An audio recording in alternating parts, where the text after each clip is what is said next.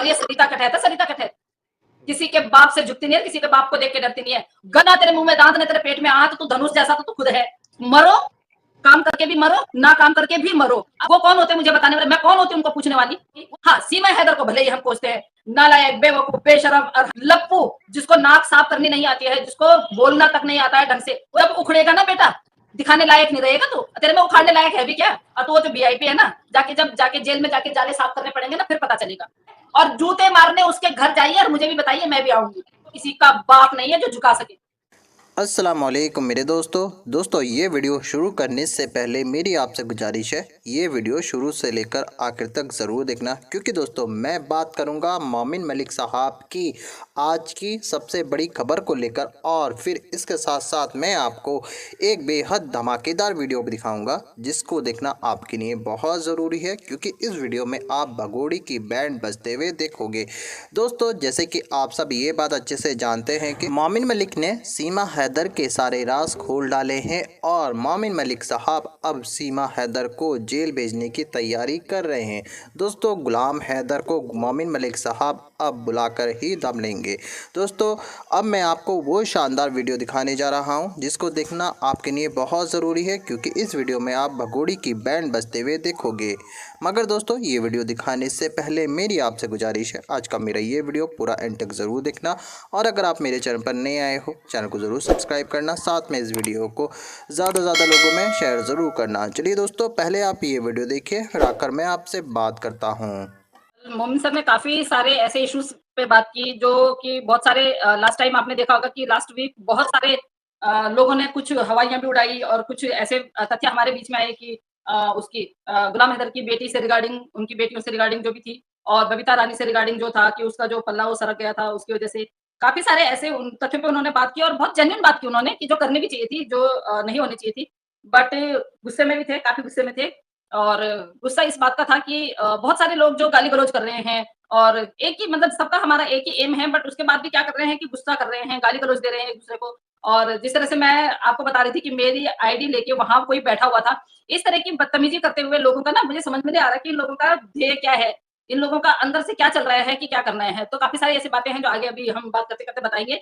और केस के रिगार्डिंग जो उन्होंने बात बताई है, तो केस के रिगार्डिंग जो उन्होंने बात बताई, तो मैं हमेशा आपको बताती हूँ, और हमेशा मेरी यही बात होती है कि कानून पे भरोसा रखिए, कानून पे भरोसा रखिए, क्योंकि कानून, हमारा कानून कभी भी किसी के साथ में वो नहीं करेगा, अन्याय नहीं करेगा। हमारा कानून न्यायप्रिय है और न्याय करता है, देर भले ही लगती है, लेकिन लोगों को क्या चाहिए? लोगों को चाहिए कि फटाफट बने खाना और हम गरमा-गरम खाएँ। भई गरमा-गरम खाने में ना मुँह जल जाता है, तो थोड़ा-सा पेशेंस रखना पड़ेगा। बहुत सारे लोग हैं, और पीसीआर की तरफ से जो खबर आई है, वो वहाँ गए थे परसों, लेकिन वो बिल्कुल झूठी खबर है। वहाँ पे जाके एक एप्लीकेशन लिखा गया, एप्लीकेशन भी लिखा गया, बट उस मैं पर्सनली, मैंने जब लाइव खत्म हुई तो मैंने सर से बात की, क्योंकि उनका काफ़ी थोड़ा-सा इश्यू चल रहा था, तो मैंने कहा सर आपको इतना सारा नहीं बोलना चाहिए था, आप 2 उसमें करते, 2 एपिसोड करते, एक आज कर लेते, एक कल कर लेते। बोले नहीं बहन, ऐसा नहीं होता है, फिर लोगों को लगा रहता है कि भई इन्होंने कल नहीं बताई ये बातें, तो इस वजह से मुझे बोलना पड़ा। तो जिस हिसाब से उन्होंने बोला कि वहाँ ना पहले 1 दिन जाने के बाद, एनसीपीसीआर के ऑफिस में जाने के बाद, अगले दिन के लिए सिर्फ अपॉइंटमेंट माँगा था, सिर्फ उसके लिए कि मेरे को वो लेना है, इंटरव्यू लेना है। तो वहाँ पे ऐसा तो कुछ था ही नहीं कि मेरे को बच्चों के लिए कुछ करना है। इंटरव्यू के लिए बोला था कि मुझे मैनेजर का इंटरव्यू चाहिए। तो अब आप ये बताइए कि अब हम इकरा मैम पे भरोसा करें, हम किस पे भरोसा करें? इकरा मैम ने वहाँ पे अलाहू टीवी पे बोल दिया कि भई वहाँ से, और ये तक उन्होंने बोल दिया कि हैदर भाई को वहाँ से कॉल तक आ गई। अब हैदर भाई के लिए किसकी कॉल गई, वो भी हमें नहीं पता, और हम बिल्कुल ज़रूर जानना चाहेंगे। जैसे कल मैंने अलाहू टीवी पे भी बोला है कि वो नंबर अगर हमें मिलेगा, तो हमें उस नंबर की जाँच करनी चाहिए कि वो नंबर कहाँ से गया और कहाँ से उनके पास ये खबर गई। तो ज़रूर जानना चाहेंगे हम। तो काफ़ी सारी बातें हैं, जिस तरह से आप क्वेश्चन करेंगे तो मैं आपके सामने रखूँगी। पर हाँ, ये था कि उनको थोड़ा-सा था ये कि जो चीज़ें मैं कर रहा हूँ, हाँ, एक बात और ये भी है। जिस तरह से बोला हेमंत पराशर जी के पीछे पड़े हुए हैं, उसकी भी एक प्रोसेसिंग हुई होती है। भई वो एलिजिबल नहीं है, अब वो इस केस में वकील नहीं है, तो वो बेल नहीं करवा सकते हैं। उस चीज़ को बार-बार उनको पिंच करके कोई फ़ायदा नहीं है, क्योंकि बेल की जो प्रोसेसिंग होती है, और बेल के लिए जो जो भी लिखा-पढ़ी होती है, जो भी आगे जो बात करनी होगी, वो मैं ही करूँगा, और मैं ही कर सकता हूँ। तो कोई भी इस तरह से बोला अफ़वाह ना फैलाएँ, कोई वो ना करे, और उनके पीछे ना पड़े, कोई भी किसी के लिए गाली-गलौज ना करे, किसी के साथ में बदतमीज़ी ना करे। तो बहुत सारी उन्होंने बातें बताई, अगर किसी को समझ में आ जाए तो गुड एंड वेल, नहीं आए तो फिर क्या ही कर सकते हैं। आपको पता है, आप और मैं उन चीज़ों के लिए आवाज़ उठाते हैं कि जो चीज़ नहीं, नामुमकिन सी चीज़ों को लोग मुमकिन करने की कोशिश करते हैं, हम इस चीज़ के लिए कड़वे हैं। अब सरिता और फैजल अगर ये बोल दें कि भाई ये चीज गलत है, एनसीपीसीआर के ऑफिस में अगर आप गए और वहां पे आपने क्या किया, तो शाम को हमारे लिए लाइव बन जाएगी, शाम को हमारे लिए गालियां शुरू हो जाएंगी। लेकिन जो कल सर ने बोला है उसको कोई ध्यान नहीं देगा, जो कल मोमिन सर ने देखा है। तो यहाँ पे आके अगर हम सच भी बोले तो भी मार खाएं, नहीं बोले तो भी पता क्या है, गालियां खाएं। क्यों आपने आवाज नहीं उठाई, क्यों आपने ऐसे नहीं बोला, मतलब मरो, काम करके भी मरो, ना काम करके भी मरो। अब उस बंदे पे आप हाथ, अब उस बंदे की गिरेबान को आप पकड़ रहे हो, जो बंदा यहाँ पे बिल्कुल आग में झुक रहा है, जो काम कर रहा है, जो 24 घंटे इस केस के बारे में सोच रहा है, आप उस बंदे पे उंगली उठा रहे हो यार, आप उस बंदे से क्वेश्चन कर रहे हो। नहीं क्यों बताएगा, अच्छा मोमिन मलिक साहब क्यों बताएंगे हमें, मैं मोमिन मलिक साहब को बोल दूं सर आपने क्या क्या कार्रवाई की है जरा बताएं, वो कौन होते हैं मुझे बताने वाले, मैं कौन होती हूँ उनको पूछने वाली, वो मुझे क्यों बताएंगे। भाई वो आके अगर उनको चाहिए तो वो आके बताएंगे, और आके बताते हैं, वो भी उनकी इच्छा है, नहीं भी बताते तो काम कर रहे हैं। हमें पता है ना, अपने संविधान पे हमें भरोसा है, और हमारे साथ में आप लोग, जब से आप लोग हमसे जुड़े हैं तो आप लोग भी यही कर रहे हैं कि भाई आपको अपने संविधान पे भरोसा है तो हमें भी आपके संविधान पे भरोसा है। पर कुछ लोग हैं जिनको बड़ी चिंता लगी हुई कि भैया मोमिन मलिक साहब कर क्या रहे हैं, क्या कभी मोमिन मलिक साहब को आप लोगों ने पर्सनली पूछा है कि मोमिन मलिक साहब इस केस के होते हुए आपको क्या क्या प्रॉब्लम्स आ रही हैं। आपको पता है वो 3-3 4-4 गाड़ियां आगे पीछे लेके चलते हैं, सिक्योरिटी में चलते हैं, 2-2 बजे, 2:30 बजे, 3-3 बजे घर पहुंच रहे हैं, सिर्फ और सिर्फ इस केस की वजह से, क्योंकि उनको कहां कहां जाना पड़ता है। तो थोड़ा सा इतना हमें भी, एक इंसान होने के नाते हमें भी इतना सोचना चाहिए कि भाई वो काम कर रहे हैं और इंटरनेशनल लेवल पे काम कर रहे हैं, तो उनकी छवि का हमें विशेष ख्याल रखना चाहिए। बहुत मतलब इतना बेहतरीन काम कर रहे हैं, इतना अच्छा काम कर रहे हैं कि हम क्वेश्चन तो उठा ही नहीं सकते, और हमारे मुंह से आपने कभी सुनी नहीं होगी। हाँ, सीमा हैदर को भले ही हम कोसते हैं, नालायक, बेवकूफ, बेशरम, और हाँ उसको भी, 64 वाली को भी, उनकी तो पूरी फैमिली को देखिए हम छोड़ेंगे नहीं, उनकी पूरी फैमिली को हम छोड़ेंगे नहीं, और वो हमारा हक भी बनता है, क्योंकि एक औरत को, लप्पू जिसको नाक साफ करनी नहीं आती है, जिसको बोलना तक नहीं आता है ढंग से, वो एक औरत को पाकिस्तान से यहाँ बुला लेता है, हमारे हिंदुस्तान के इदारों को, मैंने हमारे हिंदुस्तान के इदारों को चैलेंज करता है, हमारी सरकार को चैलेंज करता है कि लो भैया मैंने हिंदुस्तान में एक पाकिस्तानी और महिला बुला ली है, साथ में 4 बच्चे कितने करके ले आया हूँ, तुमने क्या उखाड़ लिया मेरा। जब उखड़ेगा ना बेटा, दिखाने लायक नहीं रहेगा, तो तेरे में उखाड़ने लायक है भी क्या, पहले तो तेरे में कुछ है नहीं उखाड़ने लायक, क्या ही उखाड़ेंगे तेरे, ना तेरे मुंह में दांत, ना तेरे पेट में आंत, तो धनुष जैसा तो तू खुद है।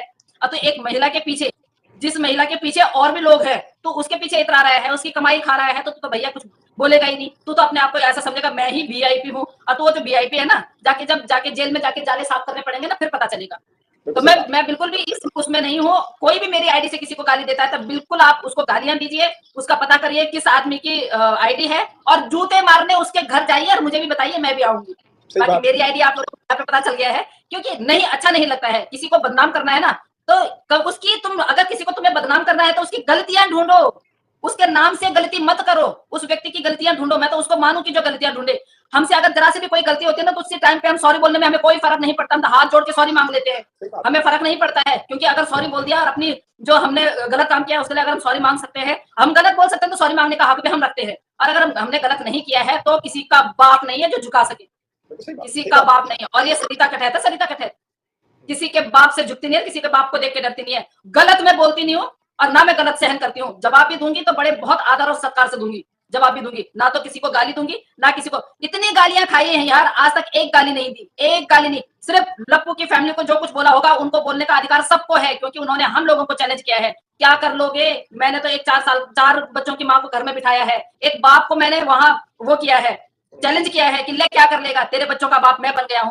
तो उस चीज के लिए हम यहाँ लड़ रहे हैं, उस चीज के लिए मोमिन सर लड़ाई कर रहे हैं, उस चीज को हम कैसे मोमिन सर को वो दे सकते हैं भाई, हम मोमिन सर को कैसे बोल सकते हैं कि आपने क्या किया, कौन होते हैं हम इस केस में क्या है, सिर्फ एक वक्ता है जो अपनी बात आगे रख रहे हैं, सिर्फ अपनी बात आगे तक पहुंचा रहे हैं, और अगर हम अपनी बात उन तक नहीं पहुंचाते तो शायद ये केस कब का शांत हो चुका होता। तो सिर्फ हमारा काम है आवाज रेंज करना, उन तक अपनी बात पहुंचाना, बाकी कानूनी कार्रवाई है उनको करनी है, कानूनी कार्रवाई वो बहुत अच्छी तरह कर रहे हैं, ऐसा कोई नहीं करेगा। 1 साल तक बेवकूफ तो हम लोगों को एपी सिंह ने भी बनाया, क्या उखाड़ लिया हमने एपी सिंह का, क्या उखाड़ लिया किसी ने भी एपी सिंह का, गया ना मुंह छुपा के। तो इस तरह से कभी भी किसी के ऊपर भी उंगली उठाने से पहले ये देखिए कि ये 3 उंगलियां जो है आपकी गिरेबान में झांकती है। तो कभी भी किसी के लिए अगर गलत बोलते हैं, एक इंटरनेशनल लेवल के लॉयर है वो, इंटरनेशनल लेवल के, आप उनकी छवि खराब कर सकते हैं, कभी भी नहीं, कभी भी नहीं, क्योंकि हम जैसी बहन, हम जैसे भाई उनके साथ में हैं, हमें विश्वास है वो काम कर रहे हैं। बच्चे नहीं जाएंगे इस केस में सर, कैसे आप कैसे बोल सकते हैं, आप उन बच्चों का ना सिर्फ मुझे बर्थ सर्टिफिकेट दिखा दीजिए, उनकी आइडेंटिटी कुछ भी दिखा दीजिए, देखिए बच्चे हम रख लेंगे, नो इशू बच्चे रखने के लिए, बस आप उन बच्चों की एक आइडेंटिटी दिखा दीजिए, उसकी माँ की आइडेंटिटी दिखा दीजिए, जो माँ खुद एक्सेप्ट कर चुकी है कि मेरे नाम से पैसे नहीं आते हैं फिर उसके फेसबुक के, सोशल मीडिया के, क्योंकि मेरा तो कोई कागज ही नहीं है यहाँ। आप कैसे बोल सकते हैं कि बच्चे नहीं जाएंगे, और कौन होता है बच्चों को रोकने वाला यहाँ पे, यहाँ पे बच्चों को रोकने वाला कौन होता है? हमारा कानून फैसला करेगा। हमारा कानून इतना वो नहीं है कि जो अगर बच्चे यहाँ पे हैं, तो सिर्फ और सिर्फ इसलिए है कि अभी चार्जशीट नहीं आई है। चार्जशीट आने दीजिए, ये औरत जेल में भी जाएगी। प्लीज आप लोग ना इस तरह की हमें ना मुद्दे से भटकाने की कोशिश ना किया करें। आप बहुत प्यार से, सरिता मैम आपने बोला था इसलिए मैं आराम से आपसे बोल रही हूँ, अदरवाइज मैं आपको डांट भी सकती थी। बट देखिए, इस गलतफहमी में मत रहिए। आपको अगर अपने संविधान पे, अगर आप हिंदुस्तान से हैं तो संविधान आप जाके एक बार अपनी संविधान की जो हमारी बुक है उसको पढ़ लीजिए। हमारे संविधान में लिखा हुआ है कि कानून सबके लिए बराबर है। तो ये जो भगोड़ी आई है इसको कैसे हम सह दे सकते हैं? ये भगोड़ी आई है, ये इनलीगल आई है। इनलीगल लोगों के लिए हमारे यहाँ पे कोई जगह नहीं है। तो प्लीज ऐसे मत बोलिए। एक बाप जो 15 महीने से अपनी माँ को खो चुके हैं सिर्फ बच्चों के आने की उसमें, तो आप बिल्कुल भी, आप कानून नहीं है, आप संविधान नहीं है, आप इस केस में वकील नहीं है, ना हम वकील हैं। जो वकील काम कर रहे हैं, जो इंटरनेशनल लेवल पे जो वकील काम कर रहे हैं, उनको पता है क्या करना है। हम कोई बोलने वाले नहीं हो सकते हैं कि बच्चे नहीं जाएंगे या नहीं, बच्चे यहीं रहेंगे। और मैं कानून के दायरे में रह के बात करती हूँ। बच्चों को कोई नहीं रोक सकता है, हम भी नहीं रोक सकते हैं। बच्चों को उसकी माँ भी नहीं रोक सकती है। अब कीजिए आप क्या कर लेंगे। दोस्तों देखा आपने ये वीडियो, मुझको पूरी उम्मीद है ये वीडियो आपको अच्छा लगा होगा और इसमें आपने भगोड़ी की बैंड बजते हुए देखी होगी। दोस्तों आपकी क्या राय है इस वीडियो के बारे में, मुझे कमेंट बॉक्स में आकर कमेंट कर ज़रूर बताना। दोस्तों आज की वीडियो में बस इतना ही। मैं फिर मिलूँगा ऐसी ही दूसरी वीडियो के साथ, तब तक के लिए खुदा हाफिज़।